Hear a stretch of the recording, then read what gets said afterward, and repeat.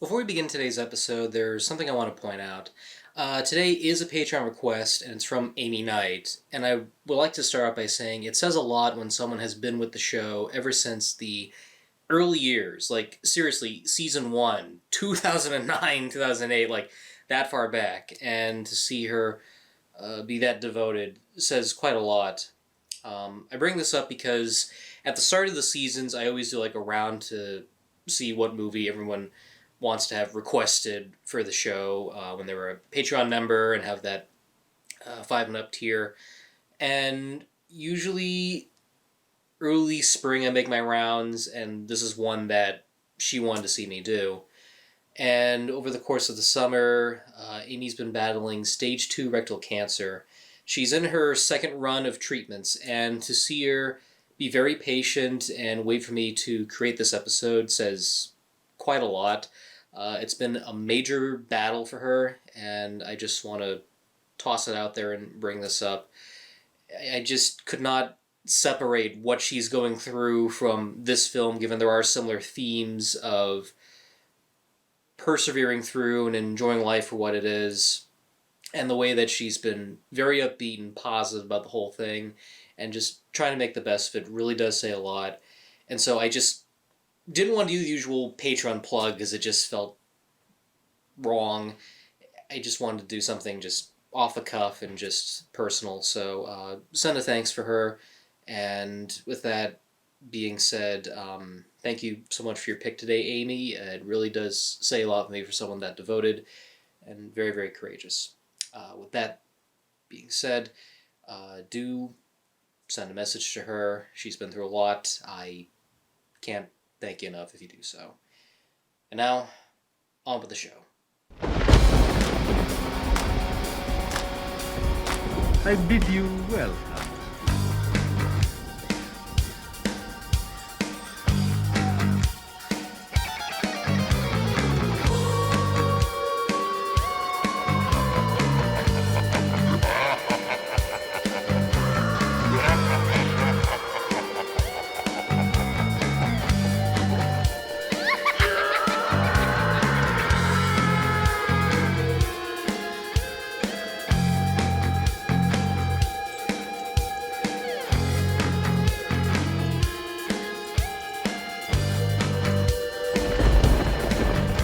Marvelous introduction.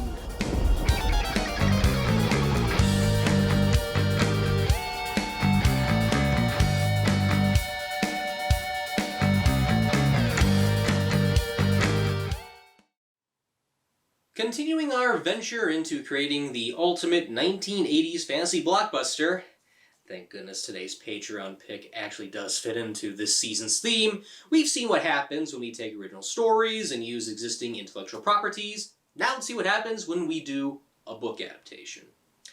Harkening back to the early years of the 1930s and beyond, book adaptations were the support pillar of cinema. Wizard of Oz, need I say more? One has the will to either do something straight from the source, or do something entirely different as a means to critique or expand upon the themes that said author had written within the pages. Or in a nutshell, you're just looking at a 90-minute to 2-hour commercial for one to just simply pick up the damn thing and read it. Such is the case of today. Something Wicked, This Way Comes. But before we dive into the movie, I want to give a little background in regards to the author. For the 1980s, there was no other name that had such rock star glee than that of Ray Bradbury.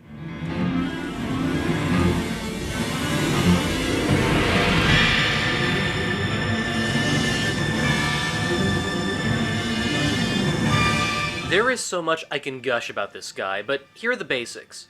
Ray Bradbury is not just your ordinary science fiction and fantasy writer, but one who crafts his tales in a more lyrical and poetic manner that stand him out from so many others. Notable works include The Martian Chronicles, Fahrenheit 451, countless short stories, and even dabbled in Hollywood productions too. One of his short stories, The Foghorn, would be adapted into The Beast from 20,000 Fathoms, where a sea monster mistakes a foghorn for a mating call. How crucial is this movie? Two things. First, it was the first solo special effects venture by Ray Harryhausen after doing some assistant animation on Mighty Joe Young. And second, if it wasn't for this,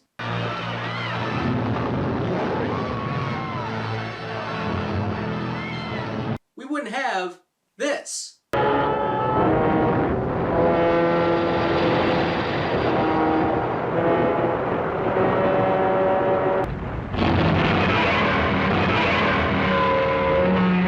Yes! You better thank Ray Bradbury the next time you see a movie that involves that radioactive lizard. After much success with his first two novels and film work, Bradbury was invited by director Gene Kelly for a private screening of Invitation to the Dance. Impressed by the movie, Bradbury wanted to work with him and offered to adapt his short story The Black Ferris into a full-length feature film. Turning in a 75-page treatment dubbed Dark Carnival, Kelly was enthusiastic from the pitch and planned to get funding from international venues. However, Gene was unsuccessful with citing the commercial and critical flop of Invitation to the Dance as a possible reason. But all was not lost. Bradbury took his screen treatment and instead formed it into a novel with some extra material based on his childhood experiences. By 1962, Something Wicked This Way Comes got published and was well received for dark Faustian themes and unique fantasy. Getting that made into a movie proved to be a challenge on many fronts. For one thing, translating Bradbury's words into a live-action setting would be difficult given how poetic certain elements are. Environments are described in a surreal manner, and characters speak in a way different from how we talk in real life. If that wasn't bad enough, the film pitch went through many studios and directors got enthusiastic, and then the interest died down. Or things would just go nowhere from there. One such famous story goes is that Steven Spielberg met with Ray Bradbury for lunch and hit it off as friends, and even went as far as to promise Bradbury that he would make Something Wicked This Way Comes his next film project after Close Encounters of the Third Kind. And then nothing else happened.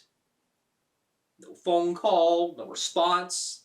To this day, Bradbury never got a reason as to why Spielberg stood him up. I think this clip sums it up pretty well. I've been waiting! I've been waiting! No call! No phone call! And then at one point it was going to be made into a movie through 20th Century Fox with Sam Peckinpah at the helm. A script was made by Bradbury, there were plans to film in Texas, and then a new regime of executives appeared at the studio that deemed it non-profitable, feeling that, ew, it's just a simple kids' film, it's not going to make any money. Only a few years later they'd be proven wrong by this kid's flick. Jump to 1976, where Kirk Douglas' son Peter was trying to break into the producing market, and met with Ray Bradbury to adapt Something Wicked This Way Comes. Once Kirk and son obtained the film rights, they had lunch with director Jack Clayton, who also showed interest in directing Bradbury's novel. I mean, Clayton did work as an assistant producer on John Huston's Moby Dick, which Bradbury did supply the screenplay for. It had to be coincidental. You'll be sorry!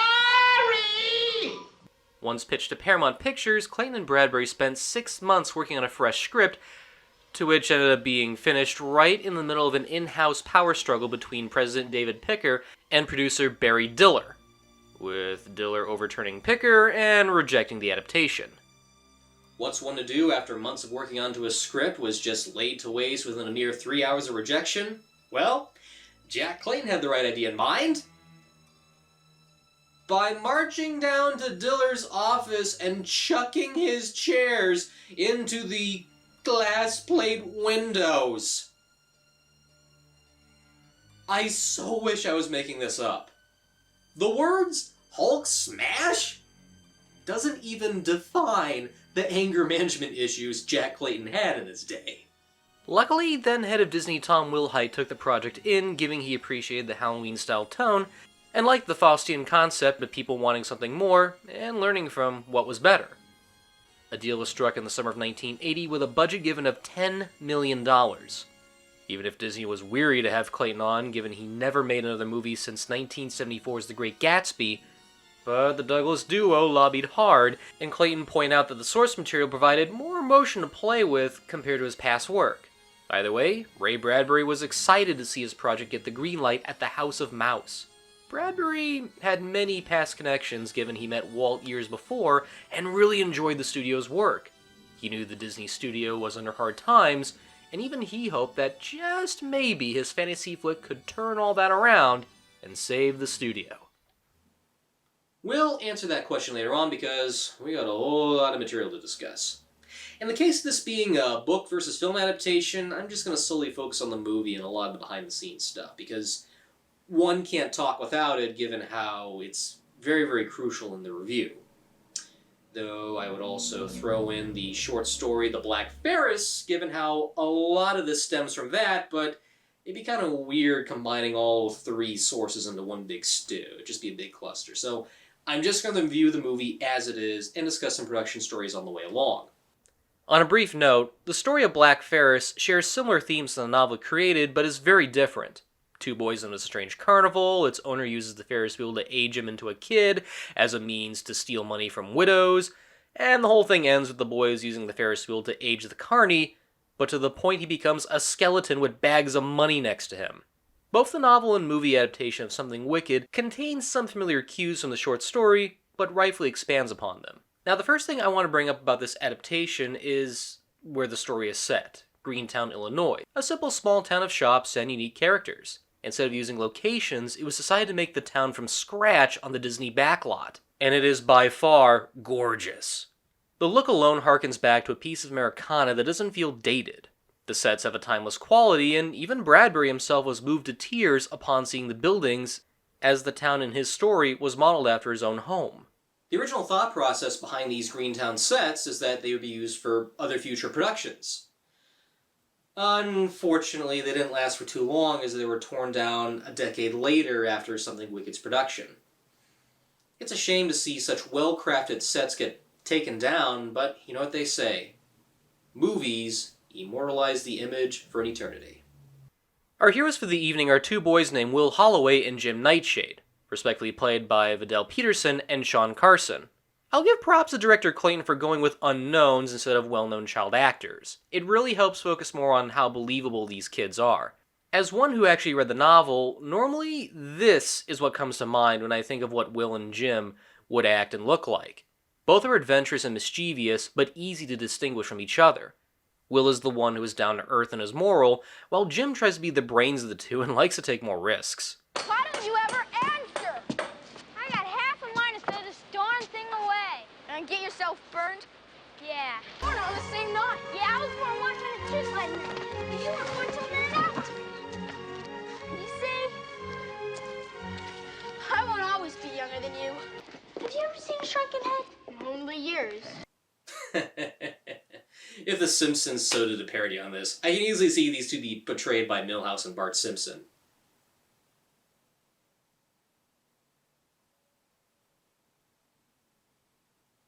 Oh yeah. They did in the comics! Well, what can I say? That's what you get for having a Simpsons enthusiast as your show's host here. I especially like how different the boys' situations are, even if similar. I'll get Jim out of the way because Will's problem is more the heart of the movie. Jim lives with a single mom, as his dad is apparently... He's in Africa right now, the Gold Coast of Africa. But he's coming back real soon, and he's bringing me a present. Oh. Well, that's not too bad. Did he go off to war? Is he a traveling salesperson? Look, who are you fooling? Your father doesn't ever write. That's better than a father who's afraid My father's not afraid of anything. Yours isn't coming back, is he?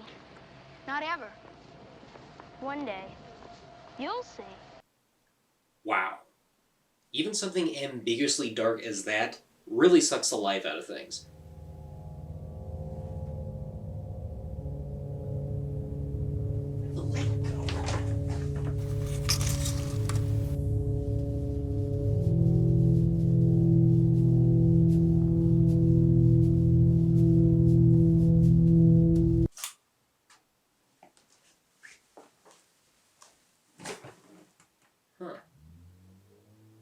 One negative implication later, and the whole world around you just changes.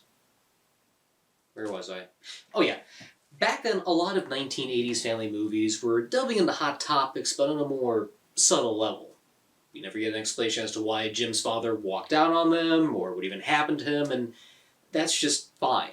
It's left to the audience's imagination to get an idea of the reason why and whatever happened. It's little subtleties like this that I do miss, not just from the past, but even in today's family flicks. I do like how it gives Jim an incentive to be more in control without an imposing father figure around. Especially when he acts like the place is all his, and he even makes rash decisions without thinking through. He's tough, but means well. I'll remember this when I'm what? When I'm older, darn it, older. When you're older? I didn't mean. Oh, yes, you did. Will, on the other hand, I can actually connect with more.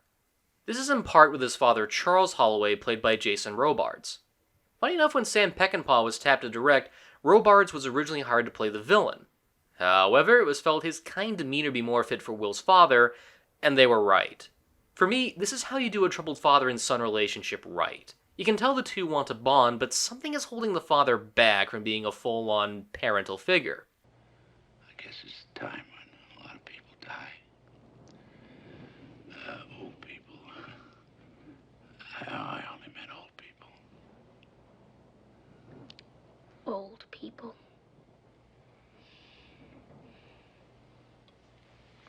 In fact, it's revealed later on that Charles failed to save his son from drowning as he feared his old body didn't have the strength to be the hero.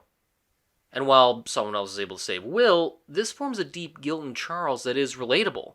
I can't speak for all parents, but there are those who wish to make a difference in their child's life, and upon failing to be that hero and guardian their child looks up to can really hurt both. When you see the end of things coming close and staring at you, it's not what you've done that you regret.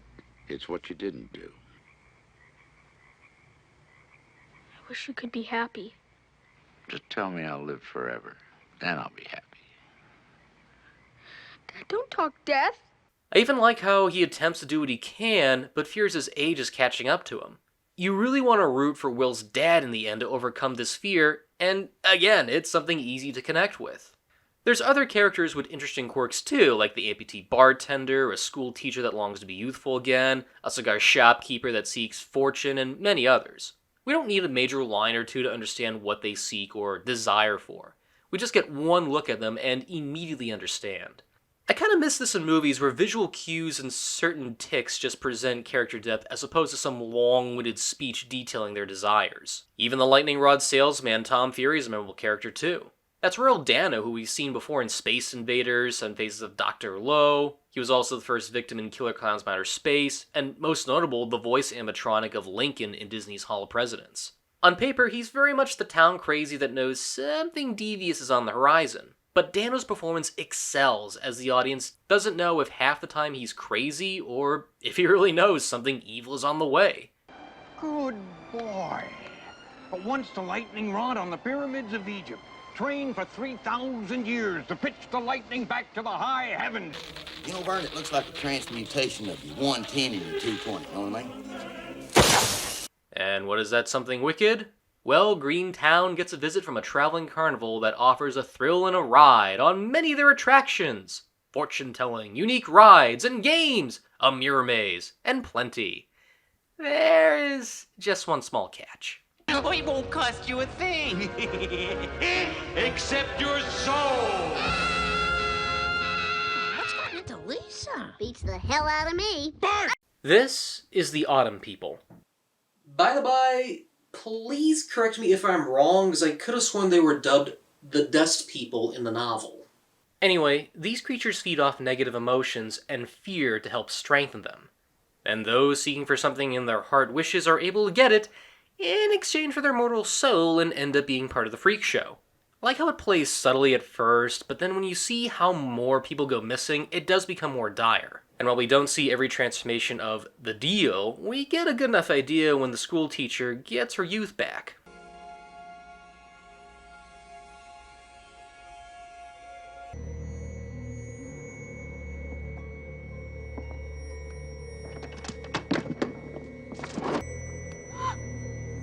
Please help me! Please help me! And here is a perfect example of how this movie balances so perfectly between horrific and creepy without being so blunt. It adds to the tone and atmosphere alone and keeps you perfectly engaged.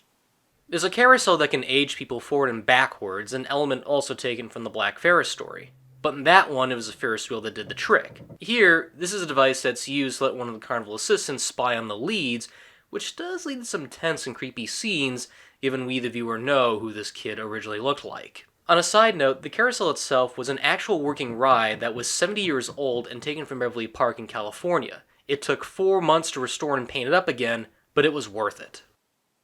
Something Wicked isn't a movie that's trying to jump out and go, BLAH! But one that rides on tone and emotion that slowly creeps on you and gives a very eerie vibe. Nowhere that is clearer than in the Autumn people themselves. There are some unique characters, but these two are easily the standouts for me. One is Pam Grier as the Dust Witch, and just when you thought the Banshee from Darby O'Gill and the Little People was scary, take a look at her. She's like a Victoria's Secret model designed by Morticia Adams.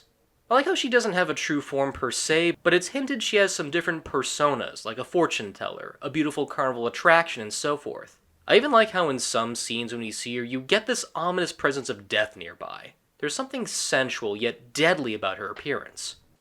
Though, for a witch, she doesn't look that kind of evil or devious. I mean, I expected something better, like...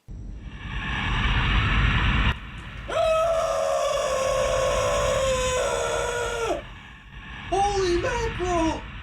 It's more creepier than the Lee Germain scare! There's only one way to get me out of this one. Snow Day and Mars Attacks are underrated! Snow Day and Mars Attacks are underrated! Snow Day and Mars Attacks are underrated!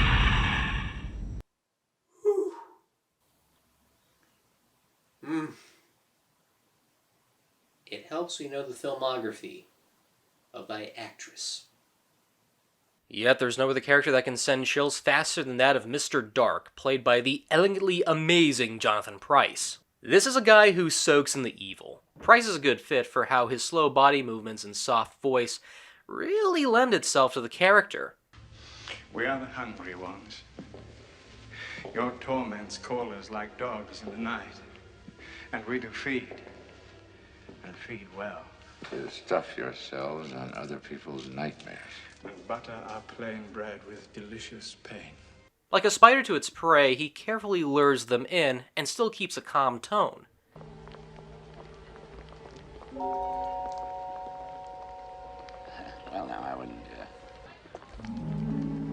You see, yes, I know him well. His name's, Yes?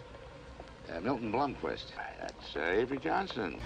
And the truth is that you are lying. You see, I already have their names. I especially like it when Mr. Dark knows how to get inside one's head and really toy with them. What's your name? Holloway, sir. Charles William Holloway. Oh, yes. The town's librarian. I have the honor, sir. And have had for many years, I believe. All that time spent living only through other men's lives. If anything, this villain really steals the show. Every moment he's on screen, you can't take your eyes away. He's hypnotic, glib, and as twisted as the devil himself. I think this owes a lot to Jonathan Pryce's performance. He is Mr. Dark and owns the role. He's up there with the Goblin King or Ratigan. You don't want him to win, but can't help but enjoy their manifestation on screen. Of course, for all the goods this movie provides, little do few today know there was a lot of behind-the-scenes friction that took place. Let's take a quick nostalgia break because when we come back, we got a roller coaster of a tale to tell. Stay tuned. Something Wicked continues after this.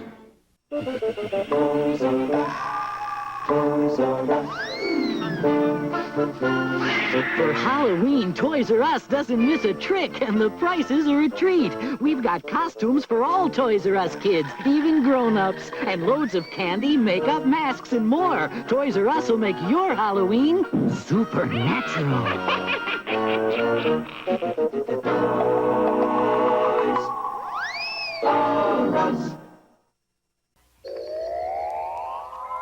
Attention, people of Earth and Vernon. Important announcement from Brahms. The biggest scoop of ice cream ever placed on a cone comes from Brahms. It is the most delicious treat known to humanoids. Proceed at warp speed to Brahms. Know what I mean? Yum. Yum. Yum. Hey, Vern, who was that weirdo? Snappy dresser, though, huh? Roger broke up with me. nice, dear. I'll never find another Roger. Knock on wood. How can you two sit there eating breadsticks? Roger was one of a kind. You see this Stella Doro breadstick? That's one of a kind. Light, crunchy, and no cholesterol. You can never say that about Roger. Of course, there's Jojo, Spike, Killer. Stella Doro breadsticks. We bake like nobody else bakes. Next to my big kitty, I adore the big taste of chocolate in this little Hershey's Kiss. Quiet, Woodrow. For the big taste you can't resist, it's the big taste of chocolate in a little Hershey's Kiss. Next to my big friend, I love the big taste of chocolate in this little Hershey's Kiss. Hershey's Kisses, the little kiss with the big taste. Hey, this year, give Easter Seal safe Halloween coupons. The coupons are easily redeemable for free treats at many local businesses. Treat our kids with care. And now the exciting conclusion of Something Wicked This Way Comes. The phrase, "life is no crystal stair," probably sums up a good majority of these 1980 fantasy movie productions. But Something Wicked This Way Comes is a more unique case. We're talking about a director that decided to go hands-on into production in a very interesting creative mindset, and one that cost production of this movie dearly. I'd like to say that from here on out throughout the rest of the episode, a lot of my research had to be conducted through past print media, like magazines of Cinefantastic and Cinefex, as no behind-the-scenes documentary exists on this film. In fact, the tales alone are so unique that it would be feature-length for certain. Jack Clayton had never made a special effects feature before, but aimed to let the characters and relationships carry the audience into the fantasy. His idea was to imply things and not answer much. Almost akin to a movie he did before called The Innocents. Clayton wanted to avoid doing something flashy, and even rejected using Disney's in-house effects group. Mechanical effects designer Alan Hall was hired on, whose notable work includes the 1982 Cat People remake and Robert Altman's Popeye. There was also makeup effects supervisor Robert J. Schiffer, whose credits include Splash, The Black Hole, uncredited work on The Wizard of Oz, and too many Disney features to even name. Just a lot. Both talents would end up having a hard time working with Clayton, who preferred not to storyboard scenes in advance and would have different ideas on key scenes. If one person had a way to approach a special effects sequence, Clayton would turn them a deaf ear and want to do it his way. Most of the scripted scenes were filmed as they were, but even there were days when Clayton would feel disappointed by their execution.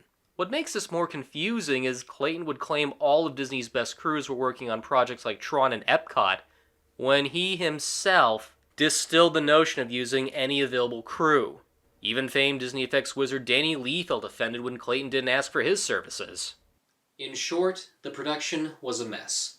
Everything was filmed. Disney executives had their doubts upon hearing some of the wonkiness of the special effects that are being reported back to them, but they felt maybe there was a movie here after all.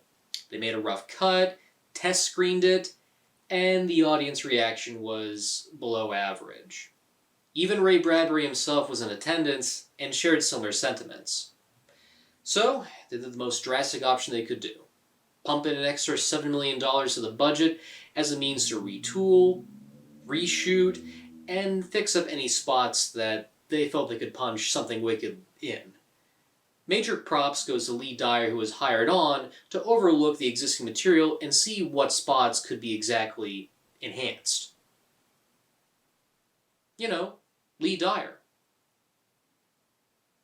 He did effects work for the movie Tron, computer animated, arcade game, Jeff Bridges, David Warner, Evil David Warner. The movie I reviewed on the show a couple years ago.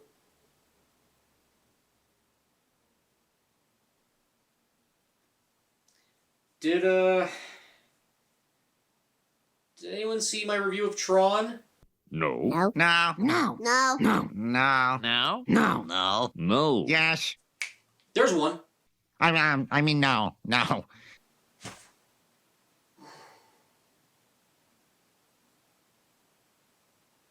It's times like these I truly wonder if there really, really is someone watching this show.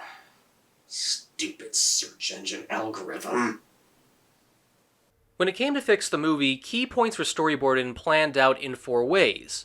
Scenes that could be discarded, scenes that could be enhanced with extra effects, some that need to be reshot, and what new scenes need to be filmed in order to replace cut footage.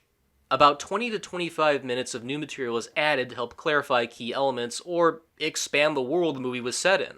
For example, a second unit was sent out to Vermont to obtain exteriors to give Greentown a more open feel. In the original cut, it was more claustrophobic and you only had these sets and stuff of the Carnival. The extra shots of fields and woodland pieces gave a more open feel to the world of Greentown. Even the opening scene of Tom Fury walking on the road was created to help clear out how worried he was of the weather. Even opening and closing narration by Ray Bradbury was able to solidify exactly what kind of tale it was. Yeah, a little bit of a cliche to have narration state exactly this was a tale done long ago, but again, I think it was needed and it helped set the tone of the movie very, very well. On a side note, Bradbury himself was going to narrate, but his acting chops weren't that good, so went to Arthur Hill. First of all, it was October, a rare month for boys. Full of cold winds, long nights, dark promises, and the twilights are orange and ash gray. My mind goes back to Greentown, the place where I grew up. Thankfully, you can hear his work a bit better in The Halloween Tree, which he also wrote and narrated. Full of costume dreams and pumpkin spirits, preparing for the greatest night of the year, better than Easter, better than Christmas, Halloween. Speaking of which, a lot of hand-drawn animation was used to help clarify some stuff up, namely the good and evil nature of these characters. The Autumn People seem to have a distinctive green ectoplasm color, while good is represented by the color blue, namely the lightning scene at the end. It's a little color-coded cliche, but I think it works. The green colors do give a ghostly feel in their surreal manner, and it works while the blue lightning is a form of nature seeking to wash away the evil. If you want to look at it from a more religious aspect, nature is kind of like the hand of God seeking to remove anything wicked from the world, but that's open to anyone's interpretation. Even this effect was used in perhaps the biggest save of the movie in the library confrontation between Charles Holloway and Mr. Dark. It's hinted Will's father encountered Dark and his folks before, but Mr. Dark provides a taste of his power by aging him. 35? Oh, 35. Time to father a family, build a fortune. 35, a year when he could run up the stairs without panting for breath. 35, gone.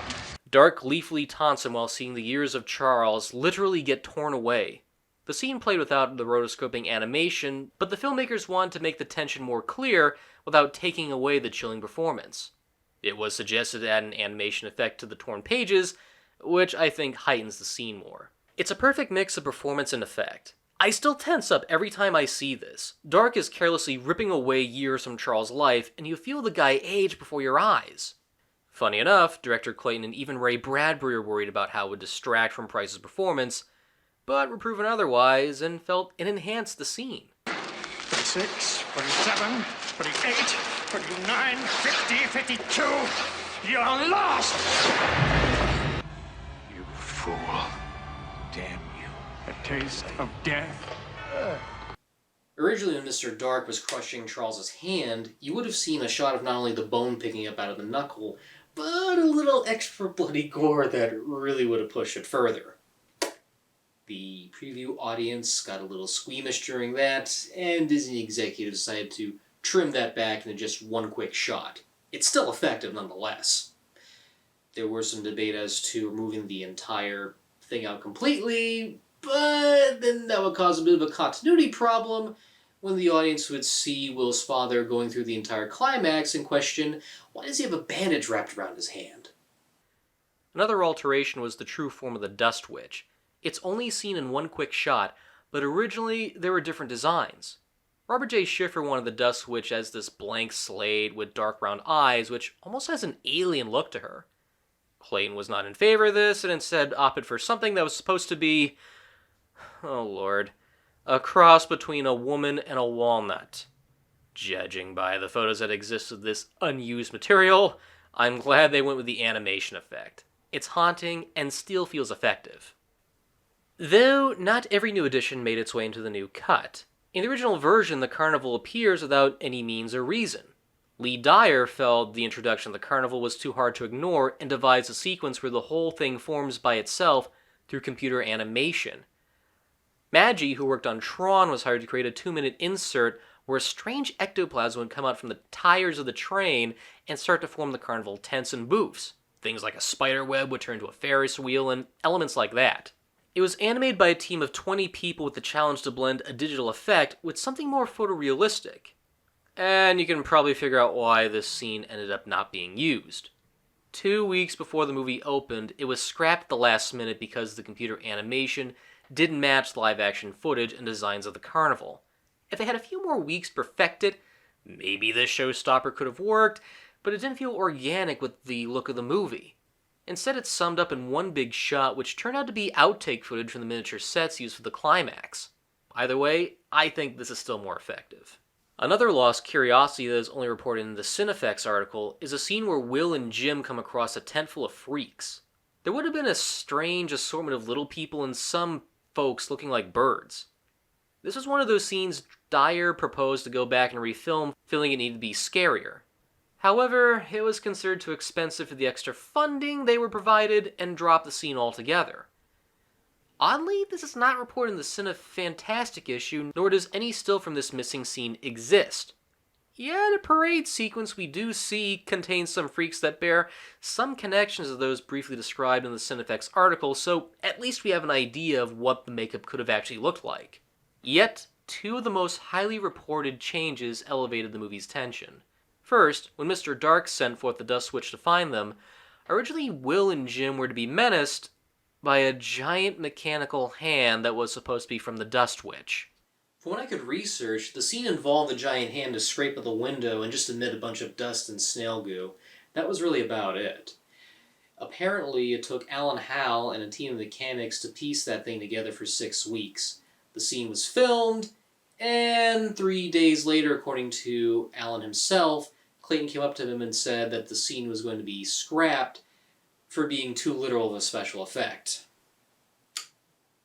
Keep in mind, Clayton was not accustomed to doing big special effects films, so clearly he had no idea the inner workings of how to even do special effects for a movie. Some folks have a pretty good idea of what they can do. Others, on the other hand, well, when you look at Jack Clayton's filmography, can you blame him that he's never done a special effects film until now? It clearly does show when you really look back into the reports on what happened behind the scenes. But don't worry, because they had a very good idea to replace that giant Kong hand with something scarier, fuzzier, tinier, and a fair warning. If some of you out there are a little arachnophobic, you've been warned. It's spider stomping. Stomp your feet now. Spider stomping. So much fun. Spider stomping. Spider stomping. Spider stomping. The wacky fun game where you and your friends have to stomp the most spiders to win. Stomp those spiders before they escape. Watch them scurry. Spider stomping. Better hurry. Yep. The idea came about when they were first test screening this movie and noticed the audience jolting up during a moment when Will and Jim are scared by a small little spider in one of the trailers. So when they were going through and thinking how they could fix the V up, they thought, if that little tiny thing can make people jump, imagine what hundreds and hundreds of spiders can do. And this was the idea. Now, to ease everyone's anxiety, these tarantulas that were hired were non-poisonous. In fact, far, far from it, and thank goodness. And there were some cases where mechanical effects were used in certain key cases. So everyone was safe, despite the effects crew having the option to wrangle these hairy little creatures. It's another scene that adds to the creepy vibe of the movie that sticks with me deeply. There's just one obvious issue. When the child actors are hired back for reshoots, they were notably 1 year older. This proved a challenge to film, and they had no choice but to work around within key close-ups and wide shots but it's still easy to spot. Even without knowing this, it still makes the scene a little more uncomfortable, and it's kind of hard to say why. Maybe the magic of the spiders somehow aged the kids, or it's the dust switch just teasing them in some way, given how later on they do age Will's dad.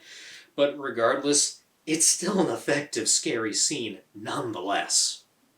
The second biggest alteration is the climax. Mr. Dark captures the two boys, and Will's father goes after to save them. He enters the mirror maze, and here's where things differ. In the novel, Charles is supposed to see the reflections of himself age as he walks in. The original idea was to replicate a scene from the novel where Charles walks along these long, tall mirrors and sees a collection of old people next to him in the reflections. The idea was that it was Mr. Dark taunting him further by showing what he looked aged at 60 and 70 in these different mirror reflections. It was an interesting idea, but from what I read up, it didn't quite work. Most of the extras they hired were from senior homes and looked very clean.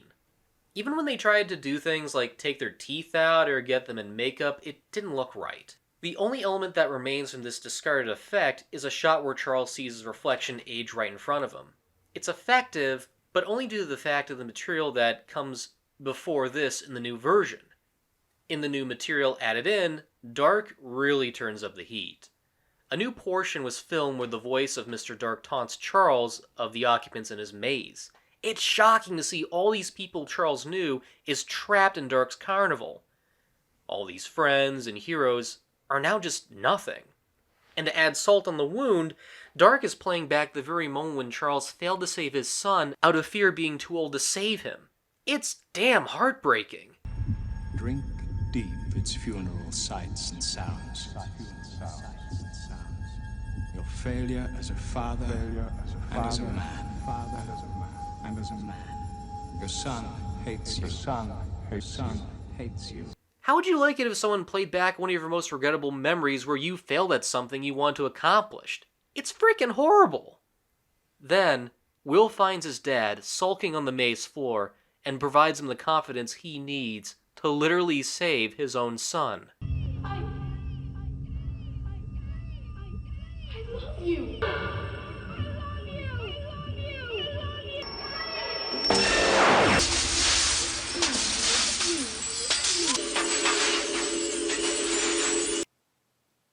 Damn. Even thinking about this scene now still gets me in tears. Just one small gesture and that's all you need. No words, no sentence. You feel all is forgiven between the two, and it's just so heart-wrenching. This little beat alone just hits home to me in so many ways. Supposedly, this tension between father and son was resolved way earlier in a cut scene when Will challenges his father back into the house by climbing up the ladder looking to core. There's a moment when Charles almost falls, but Will grabs his hand in time and pulls him up. Ray Bradbury fought hard to keep this scene in, but the studio's reasoning was that it hurt the tension between the father and son storyline.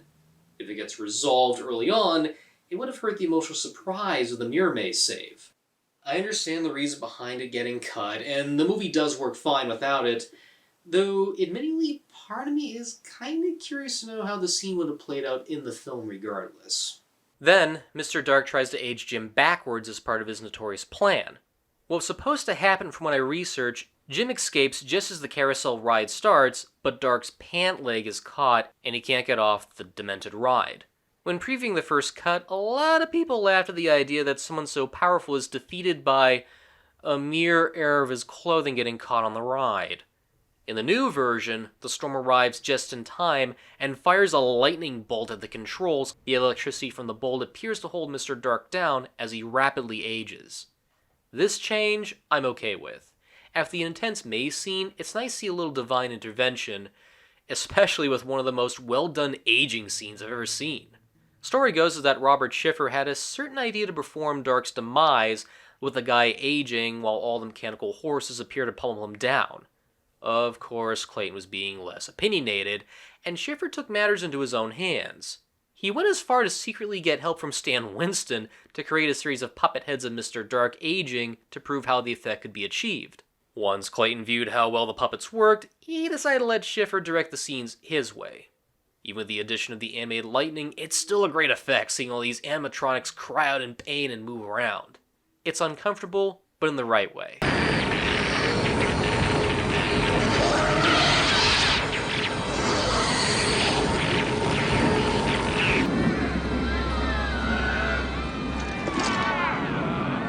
Supposedly the ending where the Carnival is sucked up by the big storm was also part of the reshoots. Either way, I think it needed this kind of climax. Nature intervenes and anything evil is wiped off the face of the earth. It definitely has a Bradbury tone to it, and you gotta love the miniature sets that get destroyed in the process. After everything that happened to our leads, it needs a good storm destruction effect to let the audience know evil is gone and life can start again. It almost feels like something from a George Pal movie. All you can do is sit there and smile as our heroes walk off feeling changed about their life views, as they look ahead to possibly enjoy the world around them a little bit better than before. Yeah. If only the same could be said of its theatrical run. Despite good critical reception, Something Wicked This Way Comes bombed at the box office when it premiered in April of 1983, grossing only $8.4 million against a final budget of $20 million. What intrigues me more is how on opening weekend, it opened in second place just under Flashdance's third week in theaters. However, Something Wicked played for 3 weeks and then vanished after a dismal decline.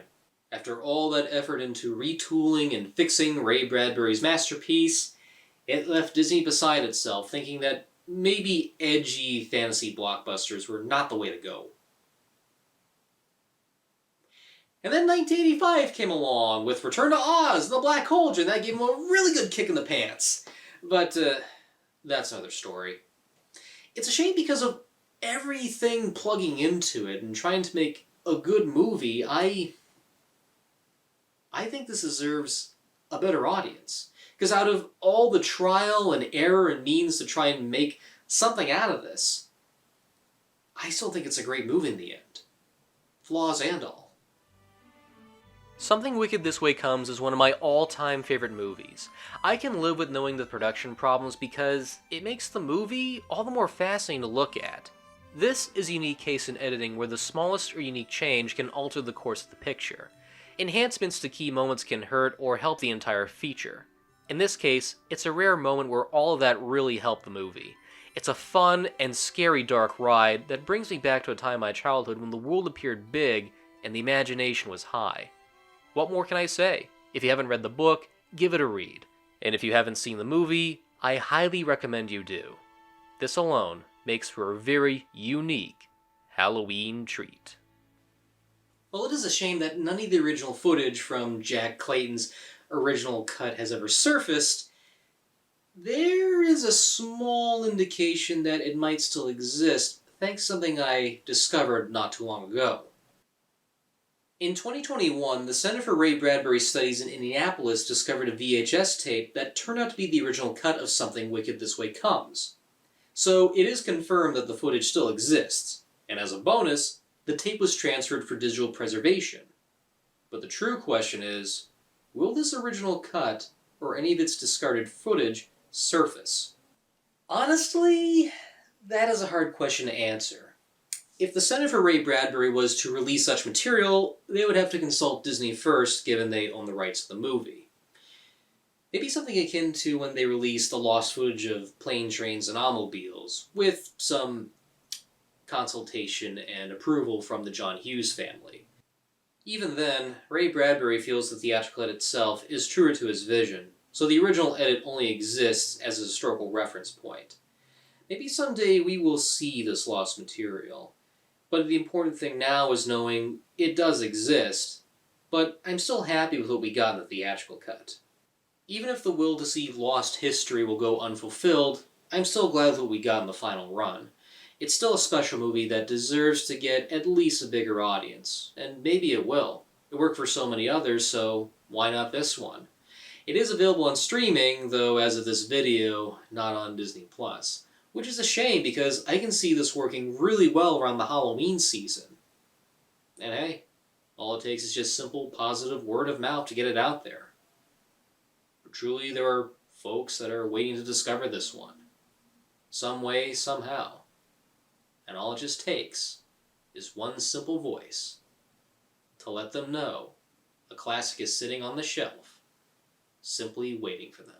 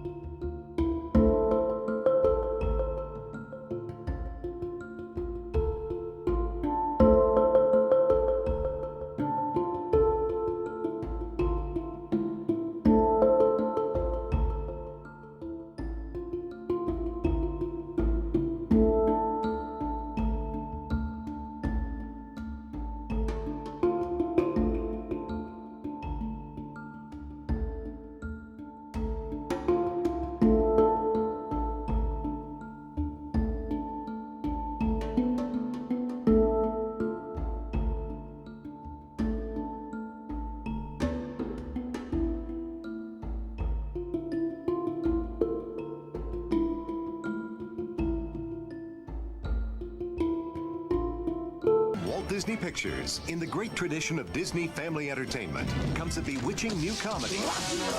Hello? They're three brave kids Catch those children! out to stop three mixed-up witches Yes! before they run amok Come on! in a story full of magic, Nice going, Max. you can talk, excitement, and Disney fun. She did it! Hocus Pocus, rated PG. National sneak preview tomorrow. Cut. We spent $5 million more with me directing it, and at the end of 6 months, we put on the new film version, and by God, the damn thing worked. It's not perfect. It's not perfect. There are still things that are missing. We couldn't do everything. There are a lot of things I'd still like to do in the future to this film. But what you're seeing tonight is the film that I directed finally. And my name's down in the credits, but by God, I did it. And I hope you like it, and I think this is a good time for me to quit. Thank you very much.